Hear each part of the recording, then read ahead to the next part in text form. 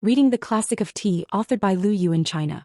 Lu Yu discusses where tea is, its quality and how it is processed and brewed. Using a cartoon version can help clarify the developments in tea over time.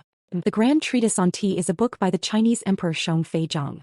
He was not only an expert in tea but also a talented painter, illustrating the tea brewing process. Our current method of brewing tea originated during the Ming Dynasty, a time when tea was enjoyed by everyday people, not just monks and royalty. Numerous concepts and ideas have emerged only recently. However, tea processing has evolved while still staying true to traditional methods. Tea holds a special place in arts and culture. The well-known poem 7 Bowls of Tea, written by Lu Tong, is essential reading for tea enthusiasts. The importance of tea in China's cultural landscape is truly fascinating. We definitely need book to find a reliable source for good tea, about where to find it and what quality to expect. In the 1840s, Robert Fortune traveled from England to China with the goal of discovering high-quality tea. His mission led to the introduction of tea cultivation in India. Reading how tea is cultivated in India can spark an interest in fair trade practices, justice and the common good. A well-written book can provide clarity and peace of mind.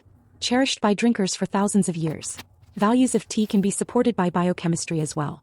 Tea contains polyphenol, amino acids and antioxidants. All are significant to our health. Food that benefits our bodies is backed by the goodwill of society. As consumers, let's savor tea with positive attitudes.